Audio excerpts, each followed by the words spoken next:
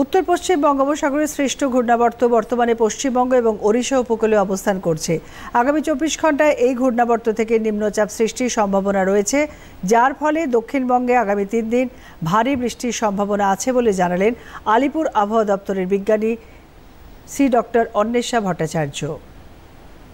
একটা আপার air circulation form করেছে north West বে অফ বেঙ্গল এবং তার পার্শ্ববর্তী যে ওয়েস্ট বেঙ্গল এবং উড়িষ্যা কোস্ট আছে সেই জায়গায় এই সার্কুলেশনটা বা ঘূর্ণাবর্তটা মোটামুটিভাবে ভূপৃষ্ঠ থেকে 5.8 কিলোমিটার উচ্চতাতে রয়েছে। এইবার এই ঘূর্ণাবর্তটা আগামী 24 ঘন্টার মধ্যে একটা লো প্রেশার ফর্ম করবার সম্ভাবনা দেখা দিয়েছে। তার জন্য আগামী 3 দিন আমরা দক্ষিণবঙ্গে ভারী বৃষ্টিপাত পেতে পারি বলে সম্ভাবনা বা পেতে পারার একটা সম্ভাবনা তৈরি হয়েছে। 14 জুলাই ভারী থেকে অতি ভারী বৃষ্টির সম্ভাবনা রয়েছে ওয়েস্ট মিদনাপুর জেলাতে।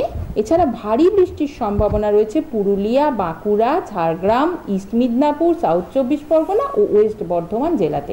এছাড়া প্রতিটি জেলাতেই হালকা থেকে মাঝারি বৃষ্টি সহ বজ্রপাতের সম্ভাবনা রয়েছে।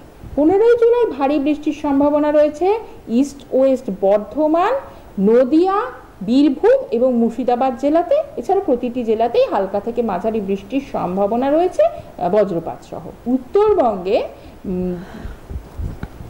বজ্রপাত সহ হালকা থেকে মাঝারি বৃষ্টির সম্ভাবনা প্রতিটি জেলাতেই রয়েছে।